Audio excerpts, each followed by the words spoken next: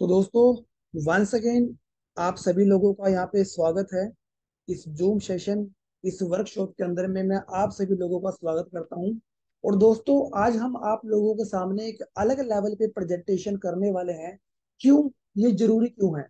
क्योंकि आप सभी जानते हैं जो ऑफिशियली हमारे पास में प्रेजेंटेशन है, वो बहुत बड़ा प्रेजेंटेशन है। यदि आप प्रोस्पेक्ट को पूरा प्रेजेंटेशन देते हैं तो उस बेचारे प्रोस्पेक्ट को वो जुड़ना चाहता है आपके साथ में, काम करना आपके साथ में चाहता है। बट प्रॉब्लम कहाँ पे आती है कि इतना टेक्निकल चीजें हमारी जुबान से निकल जाती हैं कई बार। हम हमें तो समझ में आता है, बट सामने वाले को हम समझा नहीं पाते अच्छे तरीके से। तो वो कहीं ना कहीं कमी हमारे अंदर में है। तो आज हम प्रेजेंटेशन को एक अलग न्यू लेवल पे लेकर जाने वाले हैं, जिससे आप लोगों को कंप्लीटली समझ में आ जाएगा कि ये तरीका बताने का ये कोई आम आदमी है। क्योंकि इंडियन कल्चर दोस्तों ज्यादा हाईली फाइली नहीं है। सारे के सारे लोग 70-80% यहाँ पे 140 करोड़ की आबादी में से 70-80% का रेशो मिडिल क्लास का है। फिर 10% का रेशो अपर मिडिल क्लास का। फिर नेक्स्ट 5% का रेशो रिच का, और फिर देन अल्ट्रा रिच। तो ऐसे हमारे पास में दोस्तों लोग हैं। तो हम मिडिल क्लास के लोग हैं, तो हमें यहाँ पे पता होना चाहिए कि हमें यहाँ पे फाइनेंशियल्स को कैसे बताना है सामने वाली पार्टी को। यदि फाइनेंशियल्स के बारे में हमें यहाँ पे पता है, तो सेशन शुरू करने से पहले सबसे पहले मैं थैंक्स करना चाहूंगा जिनकी बदौलत ये जूम सेशन कंडक्ट हो पा रहा है। और उस श्रेणी में सबसे पहले नाम आता है हमारे योगेश भालेराव सर का, श्री राम मुंगे सर का, नारायण सर का, और आप सभी प्यारी सी कम्युनिटी का। क्योंकि दोस्तों, आप सभी कम्युनिटी का यहाँ पे पूरा योगदान है, पूरा कंट्रीब्यूशन है। क्योंकि आप हैं तो ये जूम सेशन यहाँ पे कंडक्ट हो पा रहा है। तो मैं आप सभी लोगों का यहाँ पे स्वागत करता हूँ, वेलकम करता हूँ। और हम अब अभी प्रेजेंटेशन को अपनी शुरू करते हैं दोस्तों। मैं यहाँ पे कैमरे को थोड़ा सा अपना ऑफ कर लेता हूँ, जिससे कि मेरा कोई भी बीच में इको ना आए और बिल्कुल साइड आपके सामने क्लियर हो। दोस्तों, ultimate guide for future financial planning. दोस्तों, आज के सेशन के अंदर में क्या होने वाला है कि जो फाइनेंशियल्स है, मैंने एक वीडियो जस्ट अभी प्ले किया था 5-7 मिनट पहले। तो वहां पे हमने क्या देखा कि बेसिकली आदमी की वैल्यू नहीं है, वैल्यू क्या है? पैसे की। यदि कोई भी आदमी आज आपको इज्जत दे रहा है, आपकी रिस्पेक्ट कर रहा है, वो सिंपली ये समझना चाहता है पहले भी आपका आपको मुझे रिस्पेक्ट कितनी देनी है, मुझे इज्जत कितनी देनी है। क्यों? क्योंकि वो सिर्फ ये समझना चाहता कि आप अर्निंग कितनी कर रहे हैं। डजेंट मैटर आपका किस चीज से बिलोंग करते हैं, आपका जात पात क्या है, ये चीजें कभी मैटर नहीं करती है, पैसे में कभी मैटर नहीं करती है। बट यदि हमारे पास में पैसा कम होता है तो हर चीज यहाँ पे मैटर करती है। हमारा परिवार भी मैटर करेगा, हमारे बच्चे मैटर करेंगे, हमारे पेरेंट्स मैटर करेंगे, दूरियां रिश्तेदारों में रिलेटिव में बढ़ जाएगी। क्यों? क्योंकि वो फाइनेंशियल एजुकेशन क्या है, वो फाइनेंशियल गाइड क्या है, जो हमें पता होनी चाहिए। और यदि आज हम ये बिजनेस कर रहे हैं, तो इस बिजनेस के अंदर में हमने प्रोस्पेक्ट को कैसे बताना है। मैं एज ए प्रोस्पेक्ट आज मान के चलूंगा कि मेरे सामने कोई प्रोस्पेक्ट है, और उस प्रोस्पेक्ट को मुझे प्लान कैसे बताना है, तो मैं इस तरीके से आज बता के चलूंगा। ना कि मैं यहाँ पे कोई प्रेजेंटेशन प्रोफेशनल तरीके से कर रहा हूँ। नो, सिंपल एक प्रेजेंटेशन होगा कि मेरे सामने एक नया प्रोस्पेक्ट है, और उस प्रोस्पेक्ट को मैंने यहाँ पे प्लान कैसे करना है। तो सामने वाले बंदे को मैं सबसे पहले ये स्लाइड शो करूंगा, ultimate guide for future financial planning. Sir, आपकी फ्यूचर की प्लानिंग है क्या?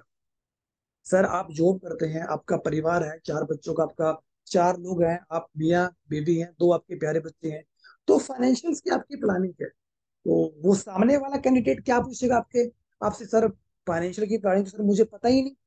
सर, मुझे इसके बारे में पता ही नहीं, और ना मुझे किसी ने इसके बारे में बताया कि प्लानिंग ये क्या होती है। सर, सैलरी आती है, पहले हफ्ते में सैलरी आती है और महीने के एंड तक होते होते सैलरी मेरी खत्म हो जाती है। तो मुझे तो इसके बारे में पता ही नहीं। तो यहाँ पे आप क्या करेंगे? आप बोलेंगे कि सर मैं आपकी हेल्प करूंगा, सर मैं आपकी हेल्प करूंगा फाइनेंशियल्स को मैनेज करने में। क्योंकि फाइनेंशियल का सर क्या होता है? फाइनेंशियल एक पौधा होता है। ये एक गमले के अंदर में क्या है? एक पौधा है, और उस पौधे को आप एवरीडे पानी दे रहे हैं। जब आप उस पौधे को एवरीडे पानी दे रहे हैं, तो क्या हो रहा है कि वो पौधे की जड़ें स्ट्रोंग हो रही हैं, और वो पौधा एवरीडे, हर हफ्ते, हर महीने, हर साल वो पौधा आपका ग्रो कर रहा है, वो पौधा आपका बढ़ता जा रहा है। तो ये फाइनेंशियल सर आपके पौधे की तरह है कि आपने एक पौधा लगा दिया, और उस पौधे के अंदर में आप एक पानी दे रहे हैं, और उस पौधे की जड़ें भी स्ट्रोंग होती जा रही है, नए नए पत्ते लीव्स उसके ऊपर में आ रहे हैं, और वो पौधा बड़ा बढ़ता जा रहा है। तो फाइनेंशियल सर एक पौधे की तरह है। इसीलिए ये स्लाइड को मैंने आपको बताने की कोशिश करी कि फाइनेंशियल कोई बहुत बड़ी रॉकेट साइंस नहीं है, बहुत इजी है। यदि मैं आपको डेली लाइफ की एग्जांपल दूंगा तो आपको यहाँ पे बिल्कुल ही समझ में आ जाएगा कि ये आपके लिए जरूरी क्यों है। सर, आप सभी जानते हैं फाइनेंशियल फ्रीडम ही हमारा असली मकसद है अचीव करना। तो सामने वाला प्रोस्पेक्ट बोलेगा सर आपकी बात में दम है, आप बिल्कुल ठीक कह रहे हैं कि यदि हम फाइनेंशियल फ्री नहीं होंगे तो हम इस रैट रेस के अंदर में फंसते रहेंगे। तो सामने वाला क्या कर रहा है, वो आपकी बातों का इंटरेक्शन कर रहा है, वो आपकी हाँ में हाँ मिला रहा है, यस उसको बातें समझ में आ रही हैं, क्योंकि आप रियल तथ्यों के ऊपर में बात कर रहे हैं। जो उसका परिवार है, उसकी फैमिली है, आप उसके बारे में बात कर रहे हैं कि उसने अपने परिवार को सिक्योर कैसे करना है। अभी हमारा प्लान स्टार्ट नहीं हुआ, हम रियल में जो रियल तथ्य हैं हम उनके ऊपर में बात कर रहे हैं। सर, आप हो चाहे मैं हूं चाहे आपके बच्चे हैं, हमारा अल्टीमेट गोल तो एक ही है ना, फाइनेंशियल फ्री होना। तो यदि हमने फाइनेंशियल फ्री होना है तो उसके लिए कुछ हमें वो काम करना पड़ेगा जो हमने आज तक नहीं किया। तो सामने वाला पूछेगा सर बात तो आप ठीक कह रहे हैं, तो आप उसको क्या बताएंगे सर।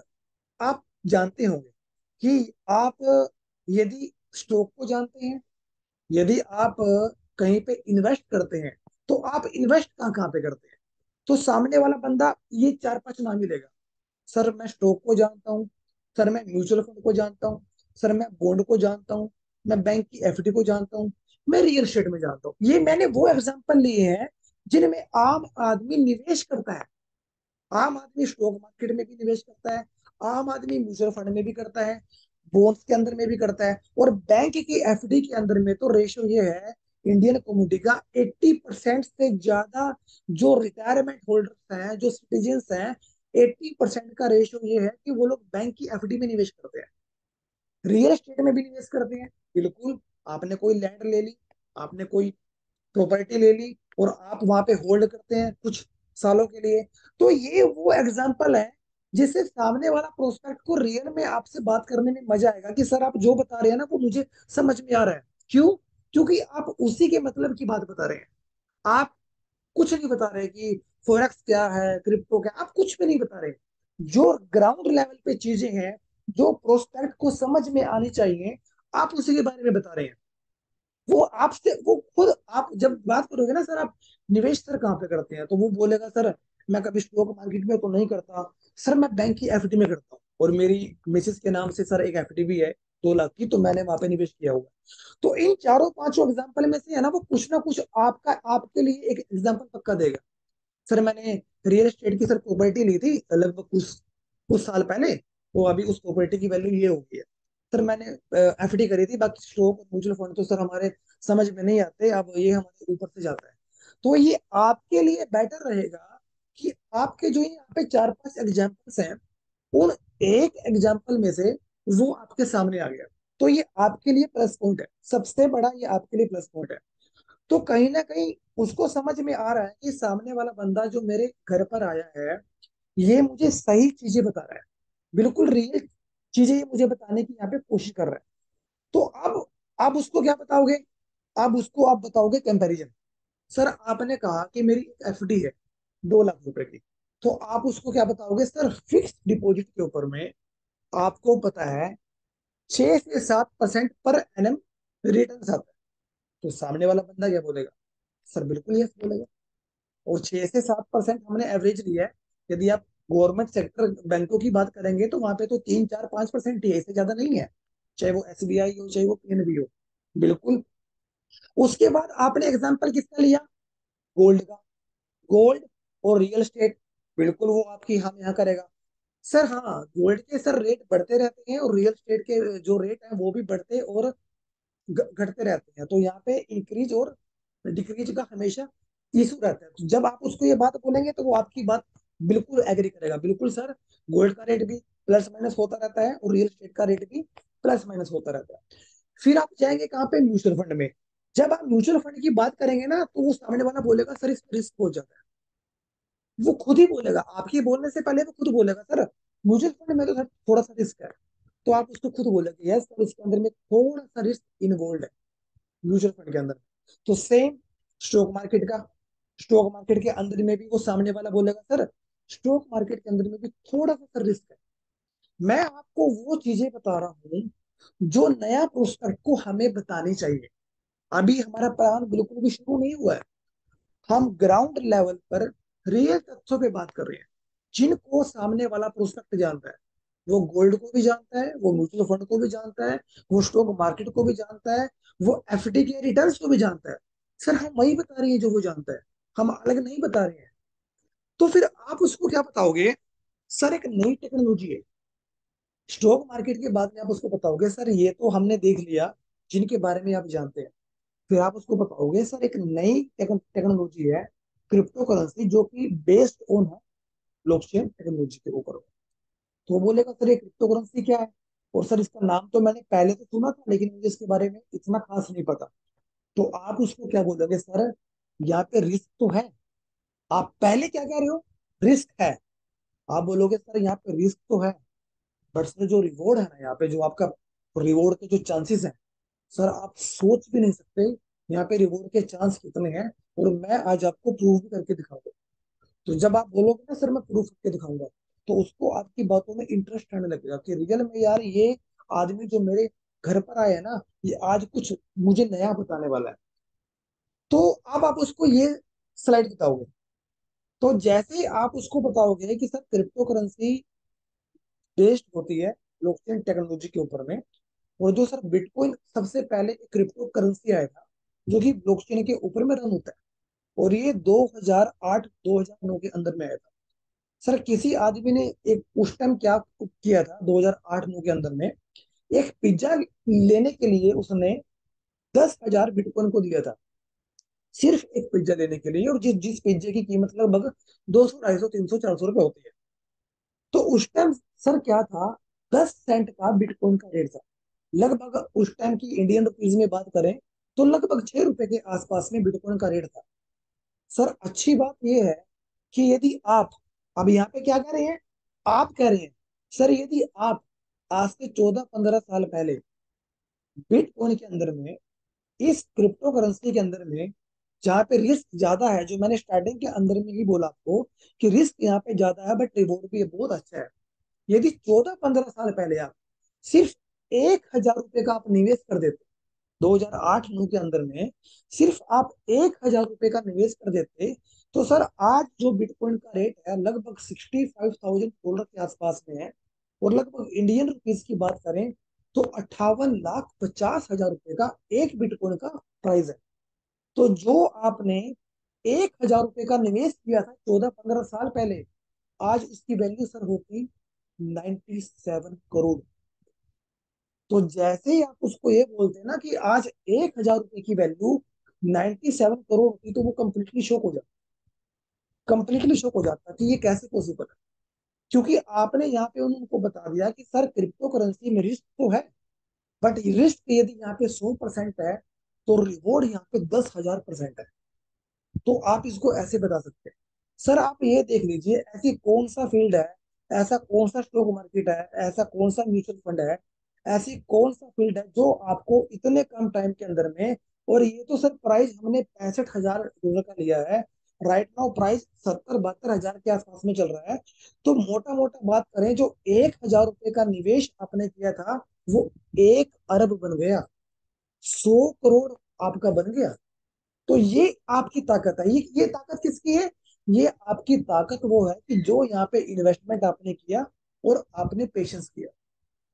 तो इस तरीके से आप यदि सामने वाले को क्रिप्टो करेंसी के बारे में बताएं, क्रिप्टो करेंसी की ताकत को बताएं, तो सामने वाला एग्री करेगा आपकी बातों से कि यार रियल में ऐसा हुआ है कि 10,000 बीटीसी एक बंदे ने बाई करे थे।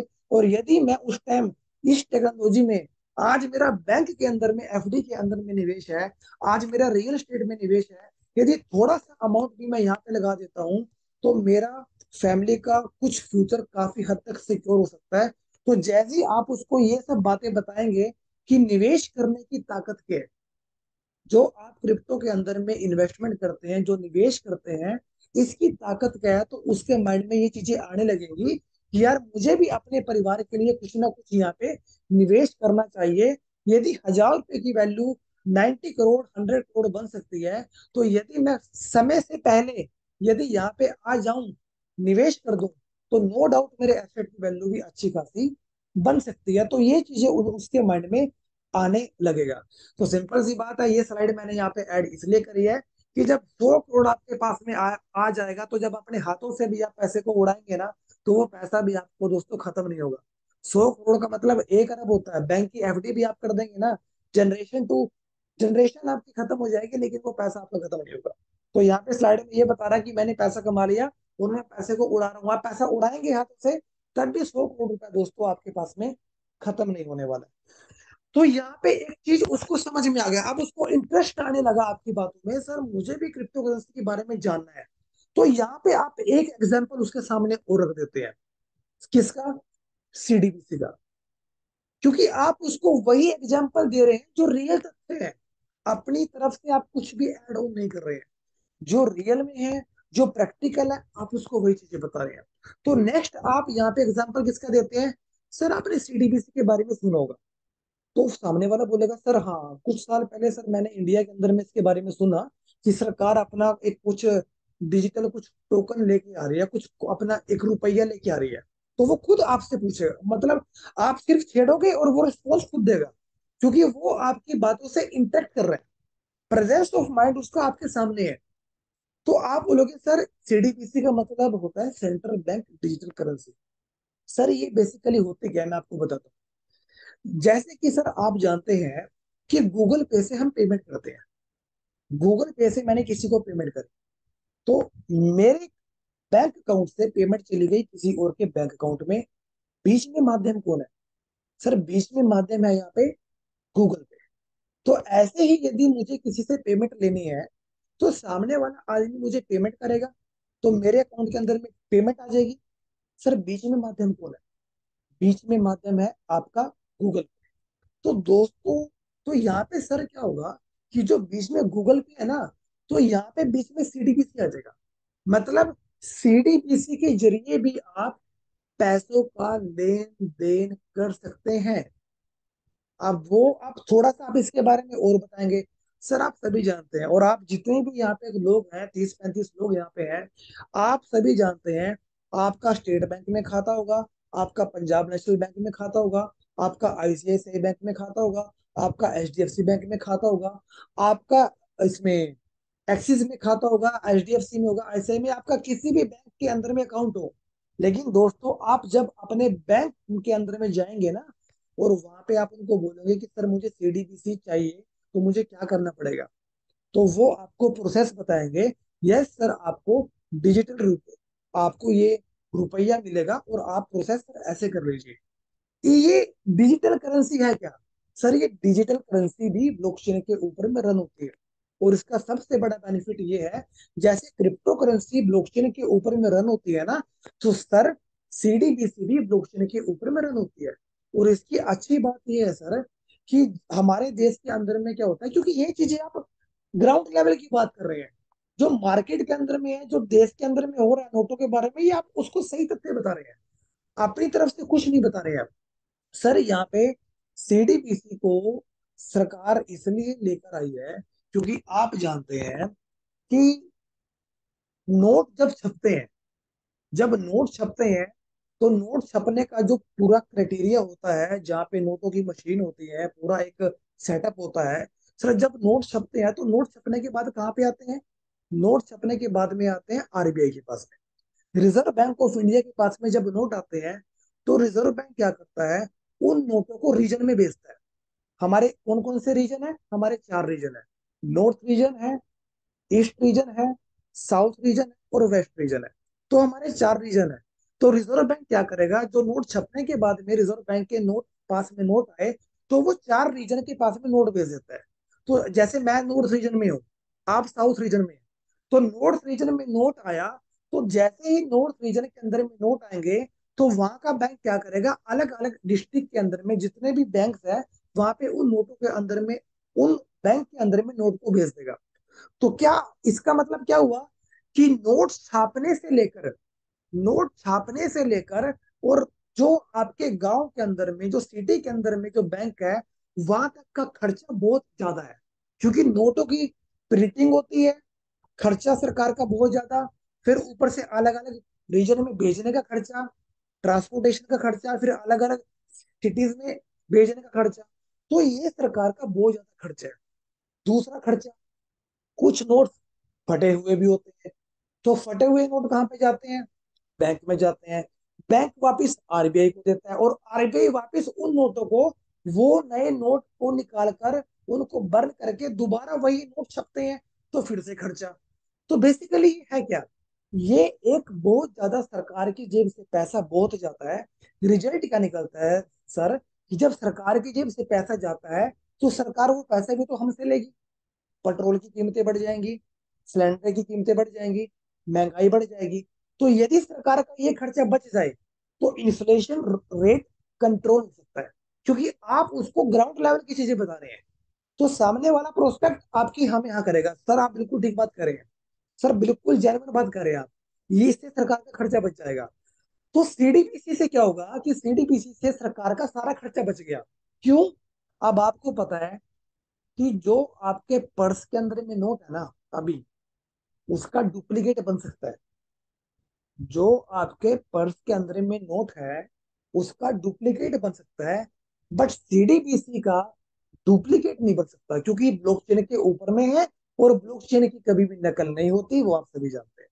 तो इसका मतलब क्या है, कि यहाँ पे बिल्कुल सिक्योर है, कोई भी नकल नहीं होगी, ट्रांसपोर्टेशन का सारा खर्चा बच गया।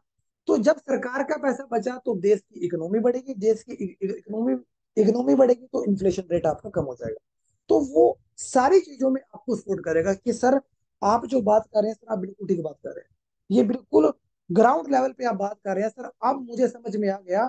और एक चीज मैं आपको बताने वाला हूँ, वो दिन भी दूर नहीं है जब आपके पास में फिजिकल नोट मिलेगा ही नहीं, पूरा आपके पास में सीडीबीसी होगा आपके फोन के अंदर में। और उसकी एक वैल्यू होगी, जैसे 1 रुपए की वैल्यू होती है, तो वैसे उसकी वैल्यू होगी। मे भी नोट्स रहेंगे आपके पास में, बट मैक्सिमम नोट्स काफी हद तक आपके पॉकेट से खत्म हो जाएंगे, क्योंकि सीडीबीसी कंप्लीटली ओवरटेक कर लेगा मार्केट को। तो आपने काफी हद तक उसको सीडीबीसी के बारे में बता दिया। तो अब आप उसको क्या बताओगे कि सर सीडीबीसी वर्सेस क्रिप्टो करेंसी में क्या फर्क है? आप देख लीजिए, एक एक स्लाइड आपके लिए इंपॉर्टेंट है। जो सामने वाला प्रोस्पेक्ट है, एक एक स्लाइड उसके लिए इंपॉर्टेंट है।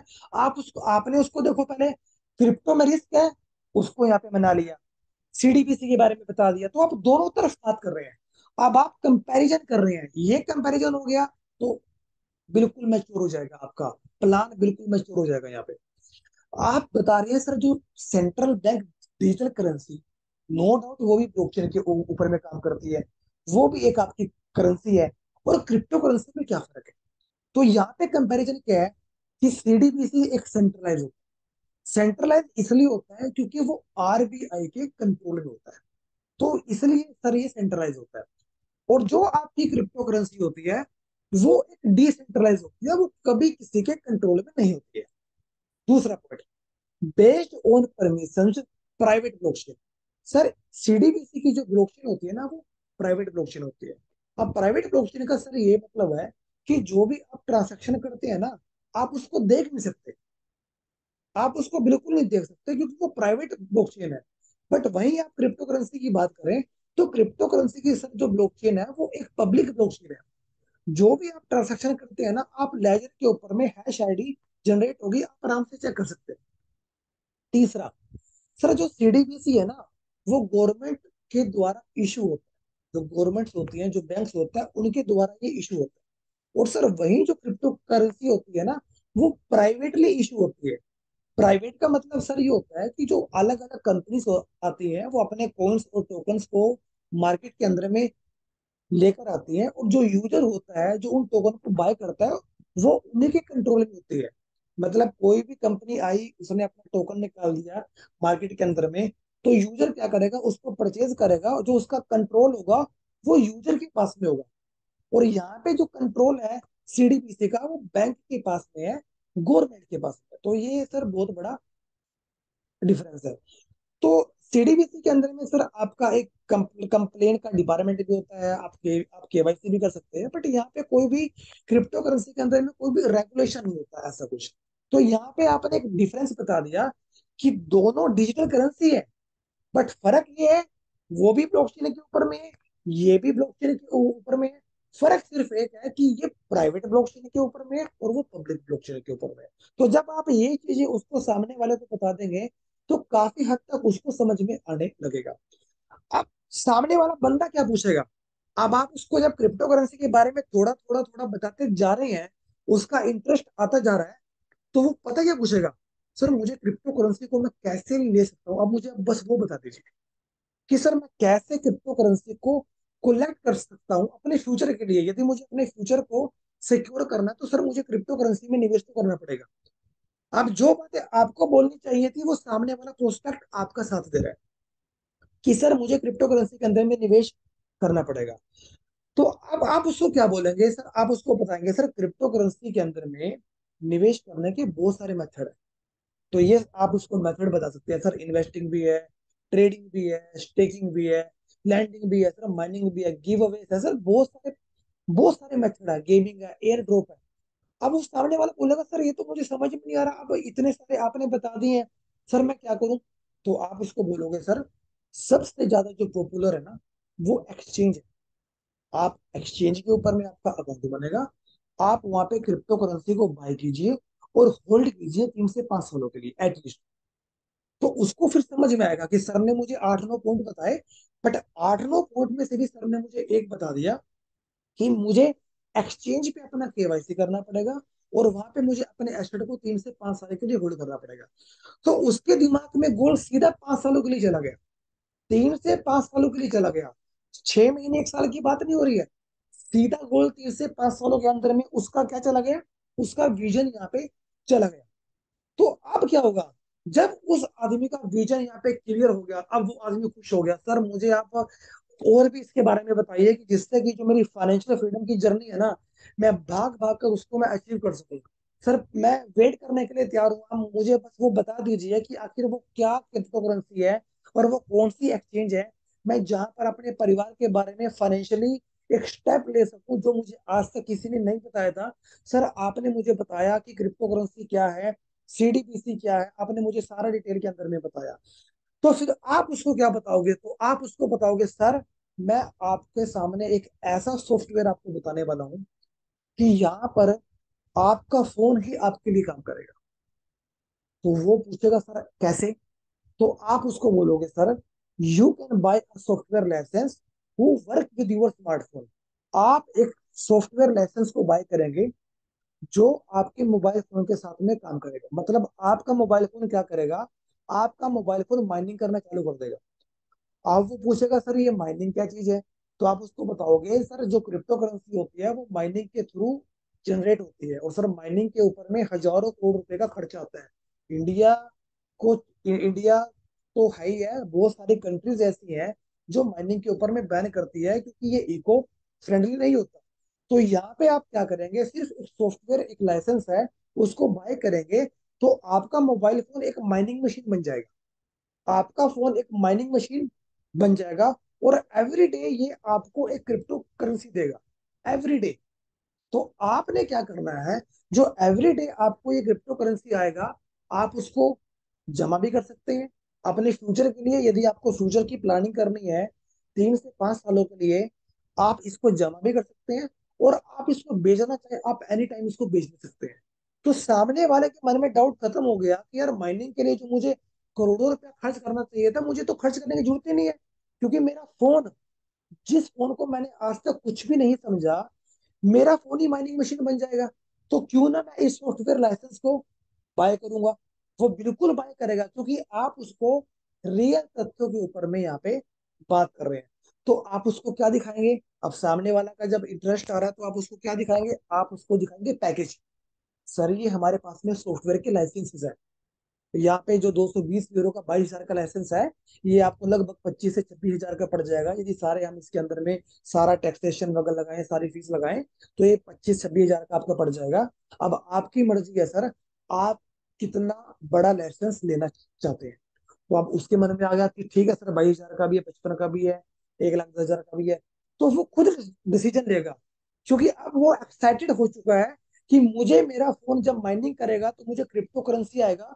मुझे किसी के भी चक्कर में पड़ने की जरूरत नहीं है, क्योंकि यहाँ पे मेरा फोन ही मेरे लिए काम करेगा। तो सर यहाँ पे ये सारे पैकेजेस हैं, और अभी इन पैकेजेस का आप फायदा उठा सकते हैं। तो इसके बाद में आप क्या बात बोलोगे? इसके बाद बोलोगे सर अभी तो ऑफर भी चल रहा है, और ये ऑफर हमारा 31 तारीख तक है सर।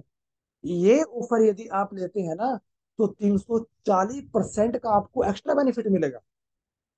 तो सामने वाला बंदा क्या बोलेगा? सर कैसे? आप मुझे बताओ। तो आप उसको बोलोगे सर, यदि आप 1100 यूरो का जो आप लाइसेंस लिया, वहां पे 0.05 आपको एक वैल्यू का स्प्लिट मिला, 0.05 का। बट अभी हमारे पास में ऑफर चल रहा है, तो आपको 0.05 नहीं मिलेगा, आपको 0.17 मिलेगा। तो ये आपके लिए सर ऑफर बहुत बड़ा है।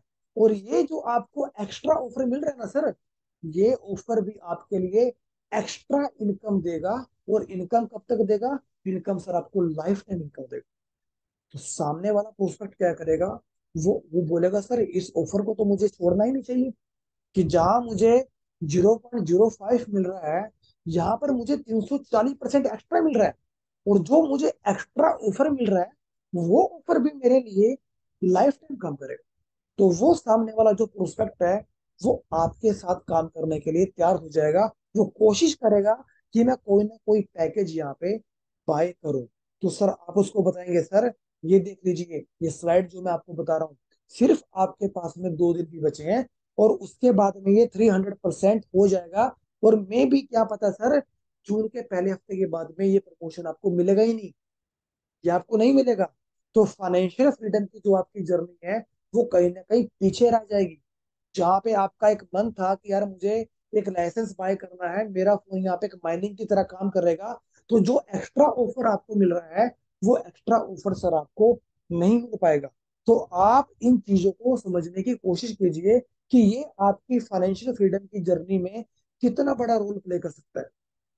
तो फिर अब आप उसको बताएंगे, सर आपने यहाँ पे पैकेज तो बाय कर लिया, लेकिन सर एक अच्छी चीज और है, यहाँ पे क्या है कि यहाँ पे एक प्रीमियम पूल है और एक बायबैक पूल है। तो अब वो बोलेगा कि सर ये प्रीमियम पूल मुझे समझ में नहीं आया कि सर प्रीमियम पूल क्या है और ये बायबैक पूल क्या है। तो आप इनको कैसे बताओगे? सर ये प्रीमियम पूल क्या होता है? एक तरीके का पूल होता है। आप कह सकते हो कि जैसे कि एक तालाब है, उस तालाब के अंदर में क्या है? उस तालाब के अंदर में पानी है। अब आपको क्या चाहिए? उस पानी की शेयरिंग चाहिए भाई, उस पानी का आपको हिस्सा चाहिए। यदि आप वहां पे एक बड़ी पानी की बाल्टी लेकर जाते हैं, तो उस तालाब में से एक पानी की बाल्टी आपने निकाल ली, तो वो हिस्सा सर आपके पास में आ गया। तो सर ये एक पुल है, उस पुल के अंदर में आप अपना कितना हिस्सेदारी ले रहे हैं, सर ये आपके ऊपर में डिपेंड है। यदि आप 22,000 का लाइसेंस ले रहे हैं, तो वहां पे आपको हिस्सेदारी कम मिलेगी। यदि आप 1100 यूरो का लाइसेंस ले रहे हैं, तो इस पुल की हिस्सेदारी, इस पुल का शेयर आपको ज्यादा मिलेगा। यदि आप यहाँ पे 5500 यूरो का एक सॉफ्टवेयर बाय कर रहे हैं, तो यहाँ पे इस पुल का जो शेयर है, जो इस पुल की हिस्सेदारी है, वो आपको ज्यादा मिलेगी। तो आप सिंपल शब्दों के अंदर में आप उनको बता सकते हैं। तो सर ये मैंने आपको प्रीमियम पूल के बारे में बता दिया। अब वो पूछेगा सर बायबैक पूल क्या होता है? सर बायबैक पूल ये होता है कि आपने जो एग्जांपल 5500 यूरो का एक आपने लाइसेंस लिया, एक सॉफ्टवेयर का लाइसेंस लिया, और आपको पता है कि आपका फोन अब बन गया माइनिंग मशीन, अब डेली ये आपको रिवॉर्ड देगा। 6 महीने बाद, 1 साल बाद आपको ऐसा लगता है कि यार मुझे ये टेक्नोलॉजी पसंद नहीं आई, और मुझे इस टेक्नोलॉजी से बाहर आना है। तो सर यहाँ पे भी ऑप्शन है। यदि आप इस टेक्नोलॉजी से बाहर आना चाहते हैं, जितने का भी आपने यहाँ पे सॉफ्टवेयर लिया, उस सॉफ्टवेयर की जो भी कीमत थी, वो आपकी 12 महीनों के अंदर में परसेंटेज की फॉर्म में आपको वापस मिल जाएगी। तो सामने वाला बोलेगा सर ये तो बहुत गजब चीज है, मतलब मैंने लाइसेंस भी मैं ले रहा हूँ, डेली का रिवॉर्ड भी मैं ले रहा हूँ, मैं प्रॉफिट भी ले रहा हूँ, और यदि 6 महीने 1 साल बाद मेरा मन करता है कि मुझे इस टेक्नोलॉजी से बाहर आना है, तो मेरा वो अमाउंट भी मिल गया। तो ये तो सोने पे सुहागा वाली बात होगी, भाई ये तो मुझे चाहिए चाहिए। तो आप उसको बताएंगे सर जो भी लाइसेंस आप बाय करोगे ना, तो पहले महीने से लेके 6 महीने तक आपको 5% के हिसाब से आपका जो अमाउंट था वो आपको मिलेगा, डेली अल्टीमा के रेट के हिसाब से।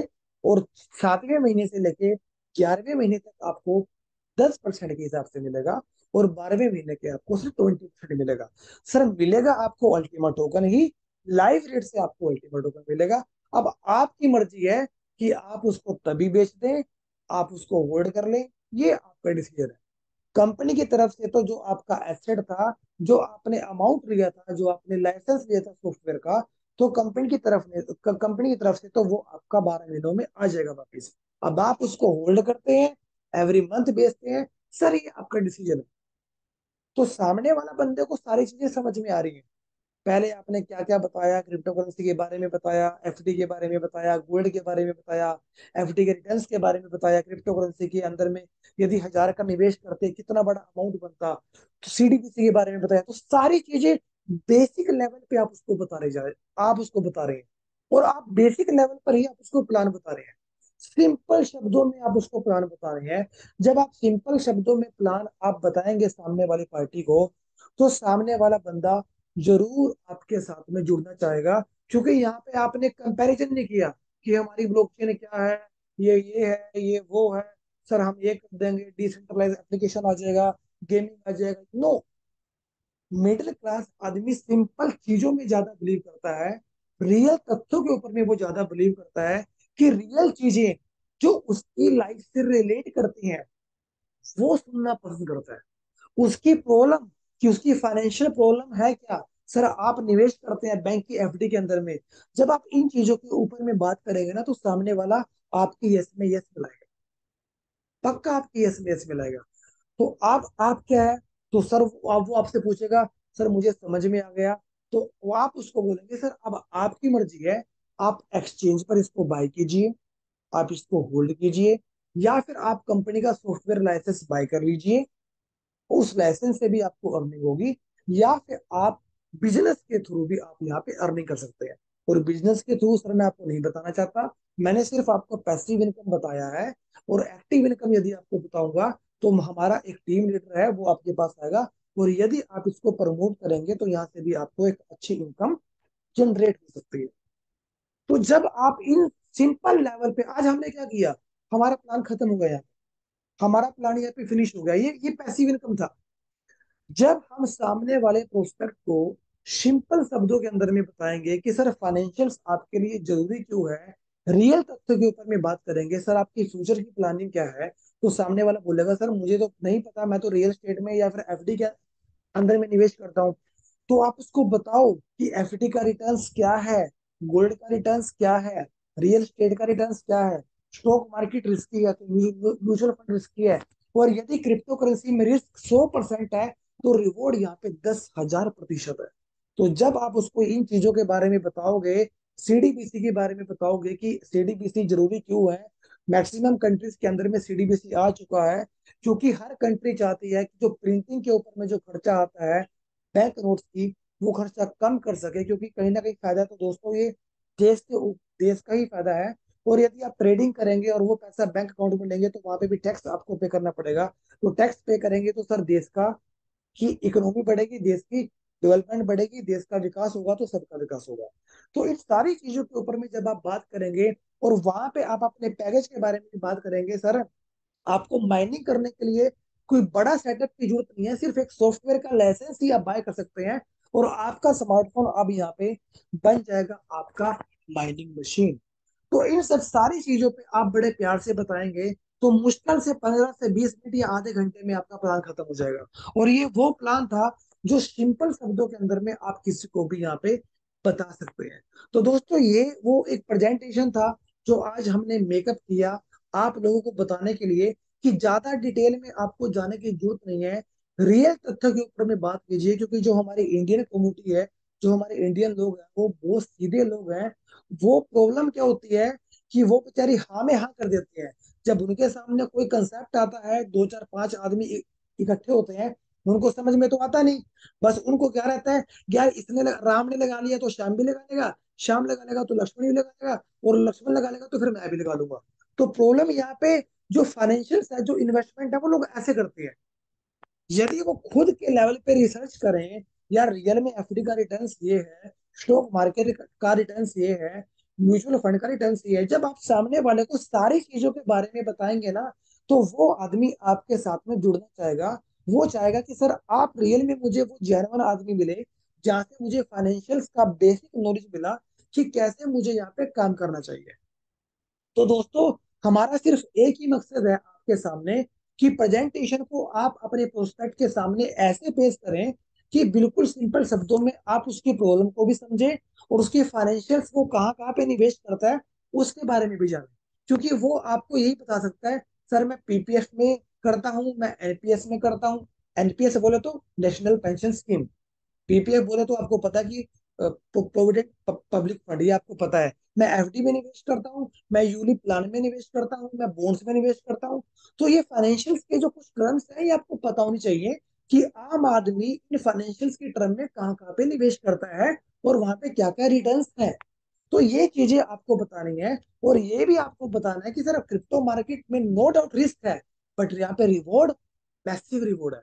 यदि रिस्क यहाँ पे 100% है, तो रिवॉर्ड यहाँ पे सर 1000% है। तो आप उनको बताओगे, सर ऐसे करके 2008 के अंदर में यदि आप करते, सिर्फ 1000, क्या 1000 वैल्यू कुछ भी नहीं होती है, राइट नाउ 90 100 करोड़ के आसपास में उसकी वर्थ होती है। आपको पता है कि ऐसा कोई कोई भी ऐसा एसेट नहीं है जो इतना बड़ा रिटर्न आपको दे सकता है। तो सामने वाले प्रोस्पेक्ट को हमें सिंपल शब्दों के अंदर में दोस्तों हमें यहाँ पे बताने की कोशिश करनी है। तो दोस्तों, ये वो मेरा एक प्रेजेंटेशन था, जो थोड़ा सा मैंने ब्रीफली आपको सिंपली शब्दों में आपको बताने की कोशिश करी कि आपको सामने वाले को कैसे आपको बताना है। सिंपल शब्दों का प्रयोग करना है, ज्यादा टेक्निकली में नहीं जाना है। क्योंकि जो वो एफडी को पसंद करता है, वो गोल्ड को पसंद करता है, वो रियल एस्टेट को पसंद करता है, तो आपने उन्हीं का एक एग्जांपल लेके अपने कैरी ऑन करना है प्लान प्रेजेंटेशन को। तो दोस्तों, यहाँ तक हमारा प्लान प्रेजेंटेशन था।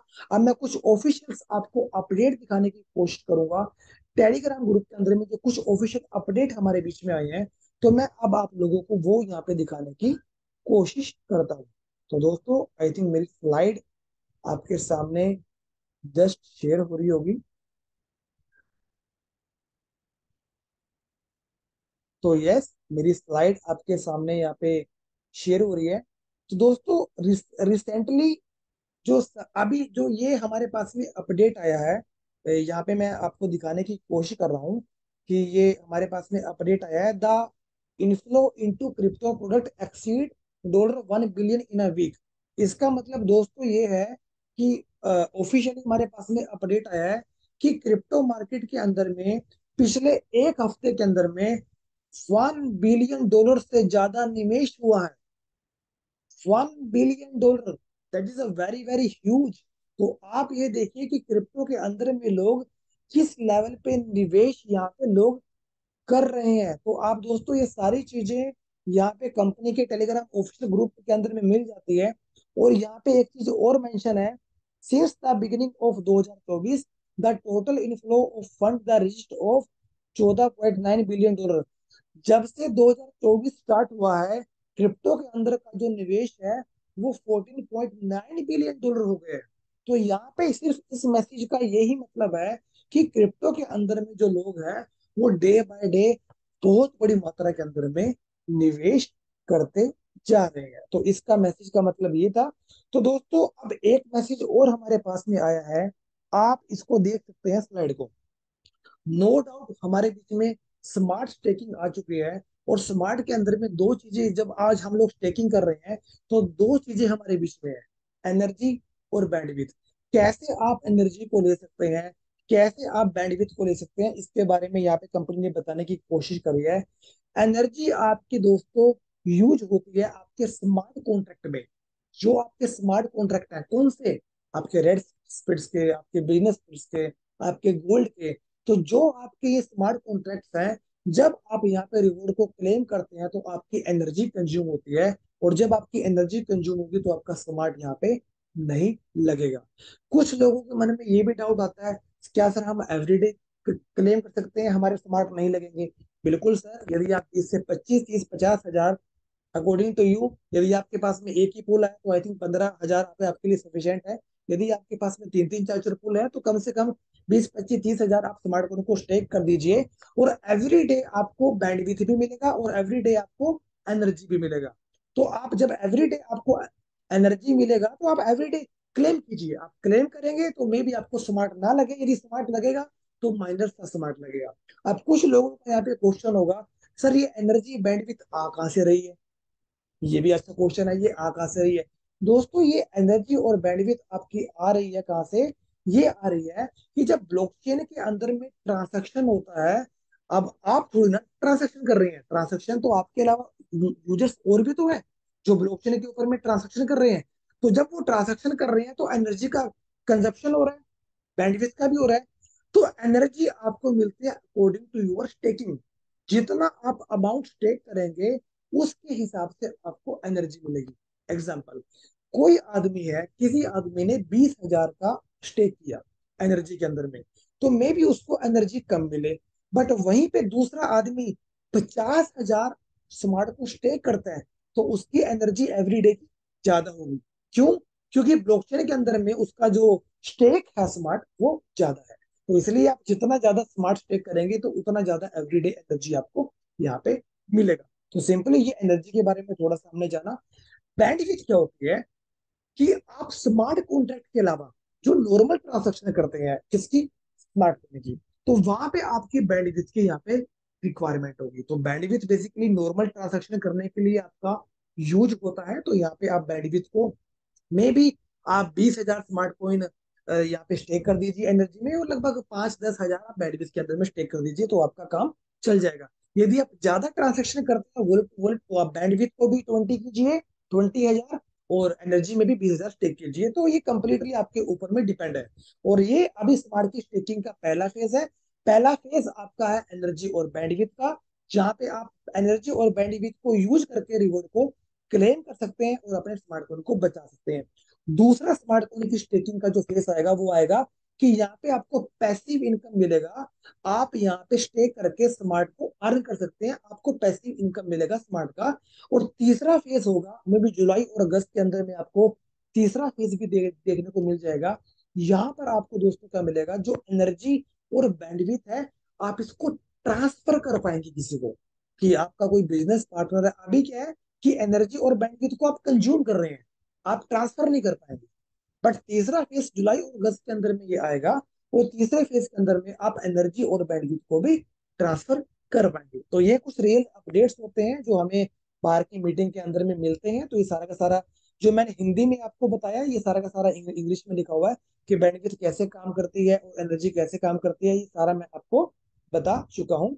और यहाँ पे सिंपली दोस्तों हमारे पास में जो ऑफर है, अभी जो मैंने स्लाइड के माध्यम से भी बताया कि 340% का दोस्तों हमारे बीच में ये ऑफर है। तो हमें मैक्सिमम प्रीमियम पूल को बाय करना चाहिए। क्यों? क्योंकि प्रीमियम पूल के अंदर में अभी जो एक्टिव कॉन्ट्रैक्ट्स हैं वो काफी कम है, और ऊपर से यहाँ पे क्या होगा कि मे बी 7 जून के बाद में जो कंपनी के सीईओ हैं, जैसे कि उन्होंने मैसेज में बताया, वो इनको क्या करेंगे, वो कंपनी की वो प्रीमियम पूल की क्या करेंगे, प्राइवेट की को बर्न कर देंगे। यदि प्राइवेट की बर्न हो जाएगी तो इसका मतलब प्रीमियम स्पेस कोई और ले ही नहीं पाएगा। तो यदि और कोई ले ही नहीं पाएगा तो रिवॉर्ड यहाँ पे एक सेचुरेशन रिवॉर्ड आपको यहाँ पे देखने को मिलेगा, एक अच्छा रिवॉर्ड आपको यहाँ पे देखने को मिलेगा। और बाई चांस यदि कोइन का मल्टीप्लिकेशन होता है तो वो मल्टीप्लिकेशन के हिसाब से आपको रिवॉर्ड, एक मैसिव रिवॉर्ड आपको यहाँ पे देखने को मिलेगा। तो प्रीमियम पूल इसीलिए दोस्तों हम सभी के लिए जरूरी बहुत ज्यादा है। और जो एलेक्स सर के कुछ प्रीवियसली जो मैसेज थे उसके बारे में आप लोगों के सामने बात करना चाहूँ, तो वहां पे एलेक्स सर ने हमें ये भी बताया कि अगस्त तक उनका होमवर्क कंप्लीट हो जाएगा, और मे बी अगस्त के पहले हफ्ते के अंदर में आपको ऐसी अपडेट्स यहाँ पे मिलने वाली हैं कि कैसे मार्केट के अंदर में जो ओवर सप्लाई है कॉइन की वो मे भी खत्म हो जाएगी, और मिलियंस ऑफ कम्युनिटी यहाँ पे आ जाएगी। तो राइट नाउ बात करें तो अप्रोक्सीमेट अल्टीमा के पास में लगभग 3 मिलियंस की कम्युनिटी है। बट यदि अवश्य में, यदि मार्केट के अंदर में सारा का सारा अल्टीमा को कैसे खत्म करना है, यदि एलेक्सर उन टूल्स को, उन स्ट्रेटजीज को लाइव कर देते हैं, तो मे बी आपको अगस्त में रेट, अगस्त के एंड तक $10,000 आपको देखने को मिलेगा। और जब मिलियंस ऑफ कम्युनिटी यहाँ पे आ जाएगी तो मे बी 20,000 का रेट देखना आप लोगों के लिए कोई बड़ी बात नहीं होगा। तो दोस्तों इसलिए मैक्सिमम आप अपने अल्टीमेट टोकन को फोकस कीजिए, इकट्ठा कीजिए और अपने टारगेट बनाइए कि मुझे 0.1 टोकन इकट्ठा करना है, मुझे आधा टोकन इकट्ठा करना है, मुझे 2 टोकन इकट्ठा करना है। आप अपने एक विजन बनाइए, क्योंकि यदि विजन और मिशन आपका क्लियर होगा, आई एम डैम श्योर 3 से 5 सालों के अंदर में आप अपनी फाइनेंशियल फ्रीडम की जर्नी को अचीव कर लोगे। और ये अकेले आप नहीं करेंगे, ये पूरी कम्युनिटी अचीव करेगी, आपकी पूरी टीम अचीव करेगी। क्योंकि दोस्तों, सक्सेस का मजा अकेले नहीं है। सक्सेस तो तब मानेंगे जब पूरी टीम आपके नक्शे कदम पर होगी, और पूरी टीम के अंदर में डुप्लीकेशन होगा, और पूरी टीम मिलियंस ऑफ पीपल यहाँ पे फाइनेंशियली फ्री हो पाएंगे। और जहाँ पे जिस ग्रुप के अंदर में योगेश भालेराव सर जैसे मेंटर्स हैं, नारायण गंडे सर जैसे मेंटर है, श्रीराम मुंडे सर जैसे मेंटर है, और आप जैसी प्यारी कम्युनिटी है, तो आई थिंक जिस नक्शे कदम के ऊपर में हम चल रहे हैं, जो हमारा विजन और मिशन क्लियर है, बहुत जल्दी हम यहाँ पे चलते रहेंगे और अपने मेंटर्स की बात को फॉलो करते रहेंगे, और फाइनेंशियल फ्रीडम की जर्नी के अंदर में हम एज सुन एज पॉसिबल इन चीजों को अचीव कर लेंगे। तो दोस्तों, थैंक यू सो मच। ये थोड़ा सा फाइनेंशियल का एक एजुकेशन था, एक अलग से डिफरेंशिएट एक प्लान प्रेजेंटेशन था, जो आम आदमी को हमें दिखाना चाहिए। ज्यादा डिटेल में ना जाकर रियल तथ्यों के ऊपर में बात करी जाए तो आई थिंक दी बेस्ट है। बाकी इसके बारे में हमारे जो सीनियर मेंटर्स हैं, वो कुछ करेक्शन करना चाहें तो वो इसमें कर सकते हैं, वो कुछ बताना चाहे तो इसमें कुछ ऐड करना है तो हम ऐड ऑन कर सकते हैं। तो थैंक यू सो मच दोस्तों। जो रियल अपडेट्स था वो आपके बीच में आ चुका है, और मैसिव जो कुछ अलग है वो अब हमारे सीनियर मेंटर्स आपको बताने की कोशिश करेंगे। तो थैंक यू सो मच दोस्तों फॉर योर अटेंशन। मैं अब यहाँ पे इनवाइट करना चाहूंगा हमारे सीनियर मेंटर को। तो यहाँ पे हमारे बीच में हमारे the great upline Yogesh Bhalerao sir हैं। सर प्लीज आप आइए सर, पूरी कम्युनिटी का सर मार्गदर्शन कीजिए। Sir please welcome sir, the floor.